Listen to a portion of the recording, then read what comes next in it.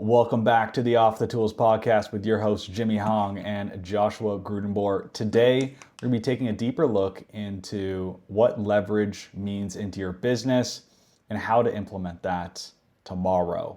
So, Jimmy, I think a really good place for us to start. When you're thinking about leverage in your business, how do you even define that?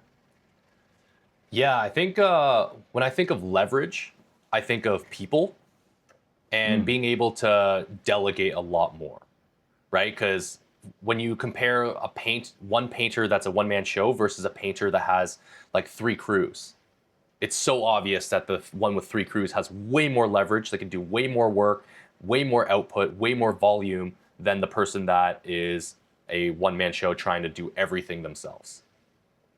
Yeah, and we can even extend that to like code and automation in your business as well. Like that's a form of leverage. Like when we're talking about automatic follow-ups within your estimating process or your sales process. Like these are just things that you've put in place once, whether it's with people or machines, but is now replicable again and again and again.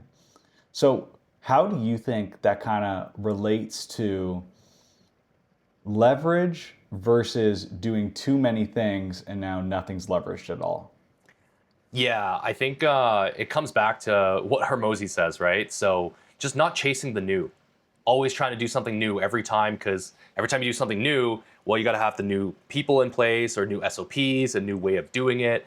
It's just a lot harder to scale, right? So especially there's a saying like simple scales, fancy fails. So as soon as you start doing other things or adding other products into your business, it gets very chaotic. So the big one is always you do more, then better, then different, right? So if you do more, can you do more of something before you have to go and try to make it better, right? If it's working. And then from there, you should be able to bounce back and forth from more to better before you ever really need to get to do different, right? Because you should be able to scale very simply if you keep everything very easy. Let's break that down even further. In the context of a painting or remodeling business or whatever, what does doing more of XYZ thing mean? Yeah, when I think of like doing more, when I think of my business, it was, well, what is the biggest bottleneck? First of all, if you don't know where you should be doing more, then you might be not doing the right thing. So, number one, knowing your numbers. We keep coming back to that because if you have a sales problem and you're out there trying to fix it with more production, it's just not going to happen, right? So, I look at the four pillars of the business. So it goes marketing, enough work coming in, sales, are you closing enough? Hiring, making sure you have like the right people in place, and production, right? Finishing up the projects so that you can push them out. So I would start off in the marketing. Do you have enough leads to book out X amount based off of all the sales you're doing? Right? And if you're not, then there's so many things you can do more of, right? You could do more phone calls. You could be calling old leads. You should be looking for new leads in different avenue, like in another avenue you don't have yet. Calling your past clients, doing more door-to-door, next-door neighbor marketing, all those different things so that you have more volume. And then from there, when you're maxed out, you're like, okay, this doesn't make sense for me to do. You start slowly hiring like a team, right? To help you with those calls, help you with making sure you get a hold of some of these referrals. So now you can do more output, which is just volume times leverage. And then you don't have to just do everything yourself. You go a lot further when you have a team. So from there, that's marketing, sales. Okay, great. Do you need to do more sales or do you need to like be better at it? Right? What's your closing rate? Is your closing rate at 60, 70, 80%, or is it at like 20%? Right? And you can always base it back to the numbers, right? If you're only closing at like 10%, for example, well, you're only booking one job every 10 estimates you go. But if you increase your skill set, increase, what you know around the closing side, and you get to like 50, 60%, that's like five or six times X your actual return, right? So there's just so many of these different little things inside of a business to make sure that you can focus on what you're actually supposed to be. So number one, know your numbers, know where the actual bottleneck is, and then follow the more, better, different approach, and it keeps everything nice and simple. Yeah, and if we're really breaking down the more of it, what we're saying here is like, let's say you're doing door to door, and but then you're trying to do a home show, but then you're trying to do Google ads, then you're trying to do Facebook ads, then you're trying to figure out Nextdoor, then you're trying to figure out Angie's List. It's like, well, your time would be better spent figuring out how to master door to door and get a team created there and actually master that before you do everything poorly. Mm-hmm. And it goes the same, with all the services in the business as well. It's like, okay, if you're a painting company, and as Jimmy said, you're trying to implement drywall now, it's like, okay, well, now you're going to do painting kind of good, and you might do drywall kind of bad. But it's like, don't you want to be the best in your area at one thing? So true, man. Like, that's why we always take a look at the marketing side first, right? So, like, Josh, like, what do you think? Like, when you look at like painting companies, what do you think they usually lose the deal? Is it like lead time? Is it the estimate, follow up? Is it the trust? Where do you think, in terms of like our listeners? Where do they usually lose the deal? Yeah. Oh, man.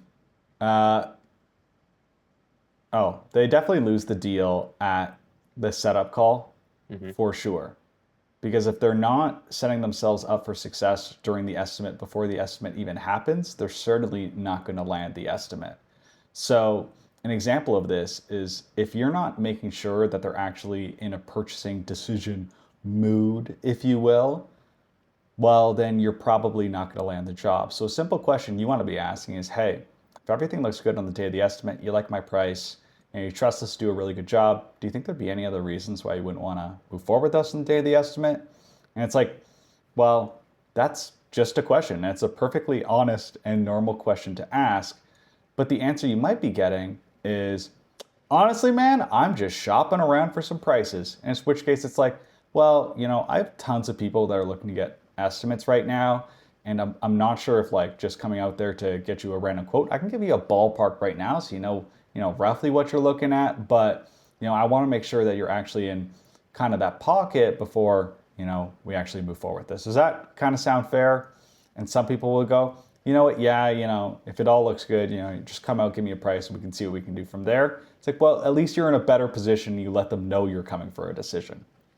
Well said. There's a little masterclass for you guys to make sure you guys qualify your guys and not waste your time. So, and yeah, like Josh said, right? It just depends on where your bottleneck is, right? Because it's like, well, if I ask you, well, how many people do you reach out to per day, right? And if you tell me like 5, it's like, man, you are not doing enough volume to even like move on from that, right? Forget about the estimates and qualifying. You've only reached out to 5 people, or you made like 10 calls. That is not enough, right? Like you should be aiming like at least 100 calls a day since you're off the tools. And from there, it's really more of just from, okay, you're making 100 calls, you're recording all the numbers, you're taking the recordings of the calls so you can train people later, little life hack.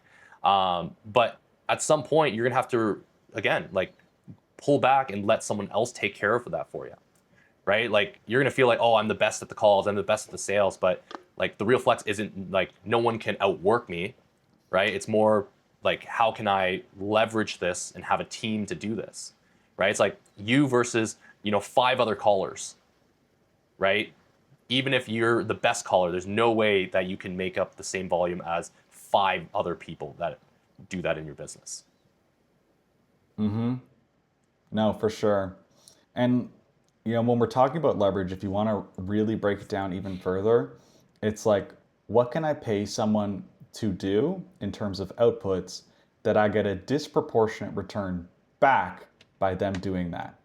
And by paying them XYZ amount of money, you're going to get a larger sum, XYZ amount of money out of that. So whether that's paying an estimator 8 to 12%, whether that's your production manager, getting a profit share, whatever it is, in the end of that deal, you're getting more out than you put in. And that, ladies and gentlemen, is what scaling is. There you go. Here's a fun question for you. So Obviously, a lot of painting companies, there it just ranges so far, right? You've got like the more general contractors that do everything, painting, like the remodel, everything. You've got some of the people that do interior exterior painting, interior exterior staining, cabinets, everything. You have some people who even niche down even further and only do deck and fence staining. So if you look at a painting business, if you had to choose and delete all side services tomorrow, what would you double down on in a painting business, Mm. Josh? If I had to delete all side services, I'd only keep painting. I mean, that's it, right? It's like, this doesn't mean that we're negating upsells either, by the way. You know, glazing on windows, recaulking the baseboards, whatever it ends up being, it's like these are still part of your process that you can charge, premium rates for. But, simple scales, as Hmm. we've been kind of talking about, and that's going to be it. And unless you have unfathomable amount of work in your certain corner of your market, it's not even worth diving into anything else because you simply have not mastered the first level of that one service yet. Now, when you're thinking about people in your business, you really have those core people. You have that production manager, you have that estimator, you have potentially a GM, the painters, whatever. What are each of those people bringing to the business in terms of leverage? Yeah, I think of, well, depending on the person, right? Like if you have painters, Mm-hmm. then you can get jobs done quicker. You can have multiple jobs going at the same time, and actually completing the thing you're out there selling, right? Like the skill of painting and making sure that you are able to do that. Um, on top of that, too, like you just having more people taking care of everything for you. So even with a project manager, so now you don't have to go check up on the crews, and they just manage the crews for you, right? Instead of you having to drive to like 4 or 5 job sites yourself, well, you have someone that can take care of that. If they need more paint, you already have a system in place for it, and the project manager can deal with that. Talk to the clients, pick up, payments, all that stuff, and you can even meet like once a week to gather all the payments. You guys talk over the phone or chat in the morning, and there you go. You have way more time to go do more estimating, or even start making sure you have more sales to feed your like 3 to 6 crews. Mm-hmm. Yeah. And, it's funny. When I'm sitting down with people, diving into their businesses, I tell people I love my job because my job is very easy in the regard that what we're doing over here is a form of leverage for you guys, Hmm. right? In the same regard that you hire painters to bring you more output in terms of revenue, you hire people to do your marketing if that's not your major skill set to bring more revenue in and more leads in. Because the whole idea is to get more money out than you're putting in, whether that's paying your painter $25 an hour so you can make $2,000 on the project, or you're painting somebody that does marketing for you to bring you tens of thousands of dollars of work. Yeah, no, 100%. And I always bring this back up. It's like there's no right or wrong, right? It's like Mm-hmm. it's just trade offs. It's something that's been coming up the whole time last year that that's just stuck in my head. Everything you decide or everything you choose is going to have trade offs. You could do all the marketing yourself, right? Now, what are the trade offs, right? Hey, like you don't have to pay a marketing company. You have to learn it yourself. You have to test it yourself. So it might take more time, more money. But if you have the time and money to do so, then yeah, it's up to you if you want to do it. Or you can hire somebody that's niche down for painters, have worked with other painters, and you can just completely delegate that. And well, yeah, now you have a marketing company that's part of your business, but also you get your time back because you don't have to worry about it. So it just depends on what you want, right? Like trade offs for each one. In my painting business, I always thought delegation, right? Delegating everything that to me seems like the true entrepreneurial path where you're the whole point of you as an entrepreneur, as a leader, is putting good people in place so that you can get your time back, either go focus on other parts of the business or do the more better different in each part of it, start fixing those things, or spend more time with your family, spend more time on vacation, golfing, while your business is slowly becoming this vehicle where you can slowly step away from it. But completely up to you. What do you think people are leaving on the table by not leveraging things in their business? What do I think people are leaving on the table? Yeah, I think, well, besides like revenue, right? Like if you're not leveraging, then you're just, whether you're only doing one job at a time or your schedule's not full. Um, that also just being able to bring on more people, right? It's all a domino effect, right? It's like if you think you can do everything yourself, okay, you're trying your marketing a little bit, you're okay at it. Okay, you're getting some leads in. Okay, which means you're leaving more leads on the table, which then goes to sales. You're doing sales now, but your time is also spent in production and marketing, which means you're leaving more sales on the table because you're not focused on just trying to increase your close rate or be better at sales in your process. And then you go to production and it's like, well, you're just doing everything with one crew, for example. Well, that means not only are you working on the marketing, the sales side, and only have one crew out there, you don't have enough work from marketing to generate enough to put in the second crew, third crew, fourth crew. You kind of get stuck there. Or once it gets slow, one crew goes away, you have to go hire again. So you kind of jump back and forth. Depends on which pillar, but money, people, your sanity, the list goes on. What do you think are the most useless side quests that people are currently embarking on in their painting companies right now? Oh man, I talk to a lot of painters, hundreds, if not thousands now, but Yeah. they're gonna hate me for this, but I think the biggest one is getting your truck or car wrapped for thousands of dollars, thinking that Nice. that is going to be the thing that solves your marketing problem.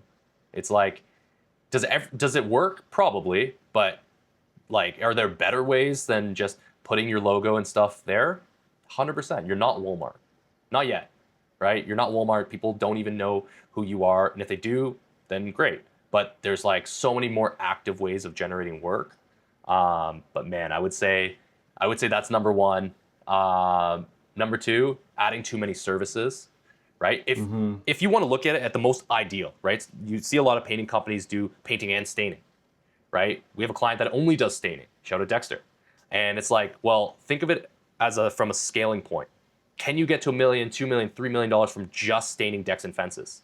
Yeah, you definitely can, right? So from there, it's like, well, there's only so many different types of decks you can stain, whether they have rails, no rails, whatever it looks like. If it's up a couple stories up, if it's got some stairs, whatever, or fences. There's only so many types of fences, right? So then it's like you can create an SOP for everything, and just now you can just hire good people, train them, and then slowly have them train, other people for you. But there's only so many things that can be a surprise now, right? So even with some people that do just interior work, right? There's only so many things you can do with interior, right? Besides the off case, like you've got a crazy grand room, but usually a room is 4 walls, a ceiling, and trim, and some doors, right? Now scaling seems a lot easier when that's like, what was that, 5, 6 different SOPs? How to paint the door the best way, how to paint the ceilings the best way, how to paint the walls the best way, how to prep that the best way, and then there's your business. You can scale that to multiple millions right there. Totally. What do you think are the lifestyle implications of having a leveraged business? You can just do whatever you want. Yep. Which I put that out there and kind of joke, but it's like, not saying you're just going to step away and go, do nothing, which most people don't even want that, right? The people that do, they say it's so boring that they go back anyways. But it just gives you that time to, the whole reason you built this business was to be with your family, have that security, golf whenever you want, if that's what you like to do, go fishing. But on top of that, you can only do so much fishing, only do so much golf and and vacation, all that stuff, which I see a lot of the top business owners, what they do is they just go back into the business and they start focusing on how can they create more leaders. And they get a huge fulfillment from that. Just when you can build leaders in your business and fit their dreams within yours, that is the key to success for sure. Yeah. fitting their dream within yours is a fantastic way to put it. Um, yeah, I think like, when we're embarking on this journey of like leverage, I think something to like take in consideration is like we're talking super like 1 or 0 right now, like Mm-hmm. you're putting these people in your business or you're not. It's not going to feel comfortable to do any Yeah. of this at all. It's actually going to feel really uncomfortable, and it's probably even going to feel like at the start that it's not working and or not worth it. The last person you guys want to be when you close your eyes for the last time is the person that hired somebody maybe a couple times and said, I can't find anybody to do this. You didn't look hard enough. Yeah, and they don't want to hear that. Like they always, they're like, yeah, nope, it's the economy, it's the people, it's well, and it's funny because I used to kind of think like that as well, right? It was so easy to Mm-hmm. just jump into it, so I'll call myself out on it. But as we like play this bigger game of business, you start slowly seeing just so much opportunity, right? I always try to ask myself, hey, like, are there better people, better painting businesses, better like other businesses out there doing the same thing? Do they have good people in their business, right? Do they have a better product? And it's like, if yes, then it's like, okay, cool, then I can do something, either it's more, better, different to get there, right? Now if it's absolutely not, like there's no painting companies out there that can hire more than a crew, or they just can't find anybody, right? Then and the whole market tanked and went from like a billions of dollars from the home painting side to zero.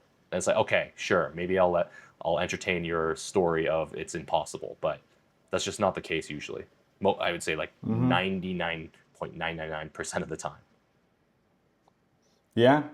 And you know what? Like, even when I was running my painting business, I've sold over 6 figures in revenue in a single month, probably doing 20 to 25 hours a week. And that's because it's like, well, when it was time for production, that was delegated. So I don't necessarily need to worry about that, at least all too much. And it's like I had systems in place where it's like, okay, well, what's my job? My job was to call the people as soon as they want something done and then go there. Hmm. It doesn't really require that much time, but the only thing that gets in the way of that is literally everything else in your business. So it's like when I'm focused on bringing revenue into the business, if I make sure that everything else is taken care of ahead of that, you best believe revenue is going to come a hell of a lot more easier. 100%. Well said. Yeah, and like, here's another thing that I always hear. It's painters. Oh, my friend is in the same boat. They also can't find anybody. Oh, I have a group of contractors that I work with, and everyone's in the same boat. And it's like, well, if you're hanging out with people in the same like quote unquote bracket or similar like size business, of course you're not going to get any insight from it. You guys are all stuck together, Yep. right? It's like, what about reaching out to the painting companies that are doing like twice as much as you, 3 times as much? What are they doing, right? Yeah, it's easy to talk to the people that are in the same boat because you guys have something that you guys can relate back to, right? Like the same business, like, oh, the same hiring problems, all this. But you can't, like, the blind can't lead the blind, right? If you have a friend that also struggles with hiring, you can't go there and be like, hey, what's the best hiring processes? They don't even know, right? You got to find someone who's absolutely a, killer at hiring or a killer at marketing to make sure that you can also do that. But if you're just reaching out to people that are also stuck like yourself, you're just going to keep staying stuck. Yeah, and I think like the first internal question that needs to be asked is, has somebody else done this successfully? And it's like if you see that at least that is possible, you know there is a way. There is a way to make this work. But it actually goes even farther because it's like for the longest time in America, the world, whatever, everyone's like making an electric car is impossible. You can't do it. It's not going to work, whatever.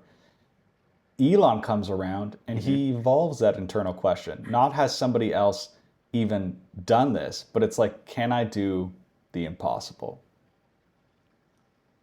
And it's like, guys, you don't even need to operate at the impossible level to make this happen. You just need to operate at the level of what has already been done. So good. I saw a quote the other day that kind of reminds me of this. It's whenever you tell people you want to start a business, or hey, like I'm scaling and I want to aim for 1 million or 2, and people are like, oh, good luck with that, or they just don't believe in it. It's Yeah. like, why would you let someone else's averages dictate what you do? Mm-hmm. It's just so true. Like they've never done it, right? They've never gotten there. Why would you limit yourself to someone who's never done it before and believe in that? They sold you on it. Crazy. I think something we can leave people with is, do you want to be an uncommon man amongst uncommon men? Right? And it's like, if you want to be that guy, then you better do things that everyone else isn't doing, and then maybe you'll get results like everyone else isn't getting. Yeah. Dream bigger. Dream big. If you guys want to see what it might be like to work with us over here at LaunchPoint, we're currently taking on around 5 per week diagnostics where we can dive into your business and see if you might be in the position, see if it makes sense to take on some marketing, some lead flow generation, what have you. As always, we really appreciate every single one of you guys listening. If you want to see what that might be like, links will be down below. Cheers, guys, and we'll see you guys in the next. Let's go. Cheers.